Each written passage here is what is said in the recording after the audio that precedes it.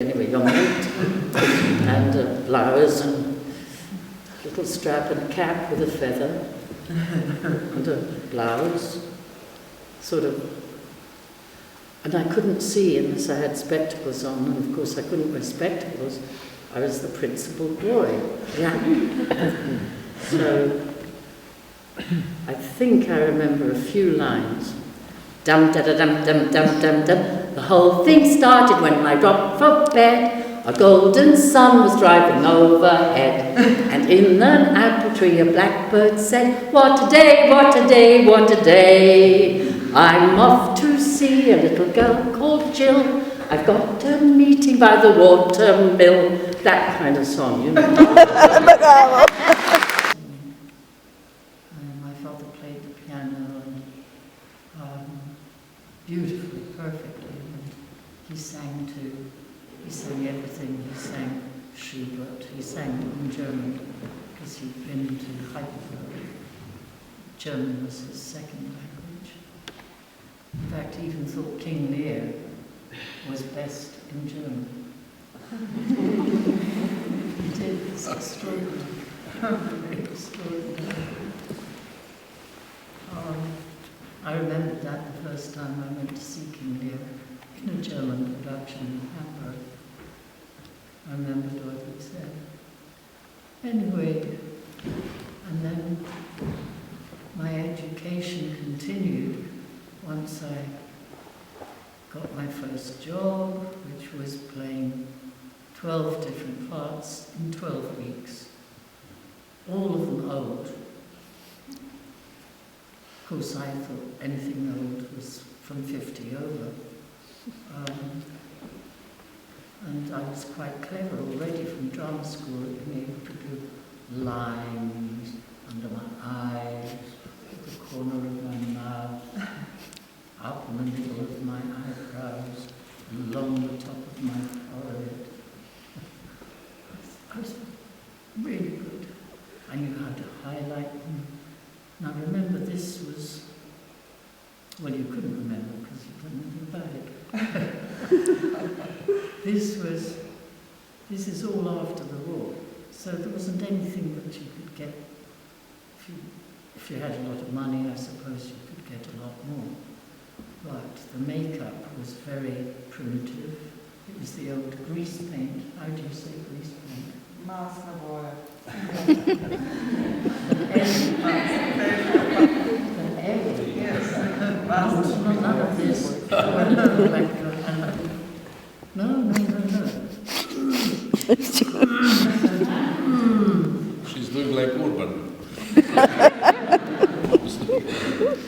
Urban doing. Cow. Making the same things. Yeah. Even now. Oh, Urban, sorry. Yes, well, you had great fun. But I loved doing these lines. I thought I got pretty expert with the lines, playing a range from 50 to 90 years old. Oh, yes, I did. So my first job was playing a whole range of old ladies, including the mother of the 30-year-old actress who was leading the company.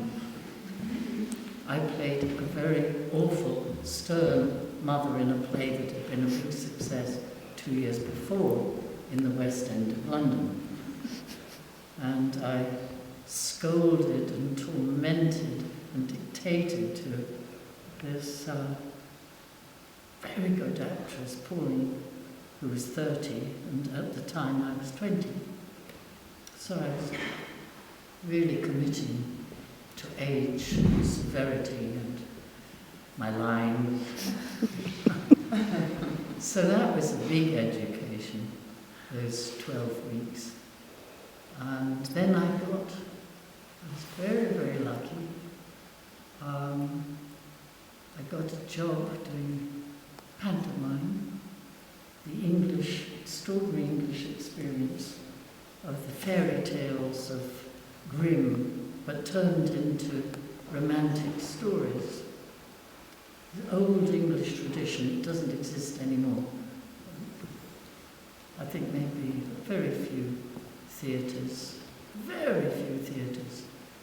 but there was the story of Cinderella, there's the story of Beauty and the Beast, there's the story of Jack and the Beanstalk, there's the story of Snow White, but the English version, they're all modern songs, popular songs, or they were popular songs of the particular time, and women play the men, and men play the women. Now, if you can do that, you can do anything. And at that time, it was unheard of anyway that there should be any discussion about there being any other kind of sex whatsoever. It was a popular form of theatre that was performed in the Christmas period. So ancient. When I tell you about it, I think, my God, how long have I lived?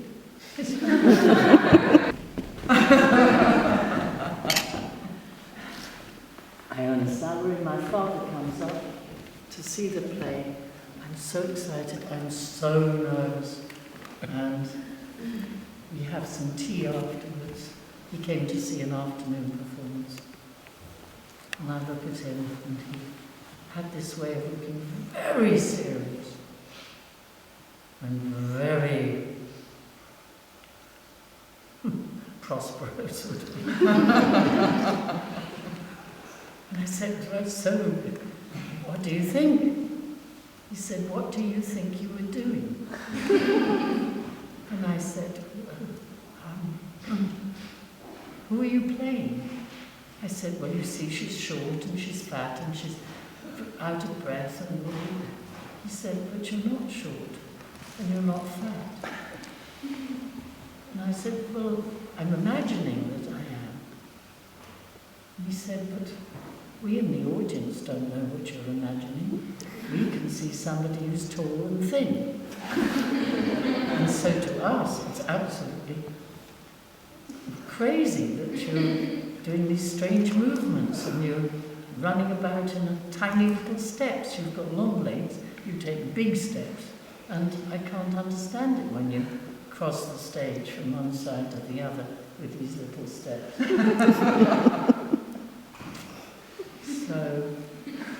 So that's where I learned that while there is no limit, there also is.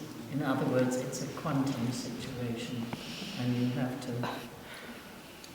to work with your colleagues, and if you're lucky with some people who've got a lot of experience, and they can explain to you what you need to do to realize and truly communicate.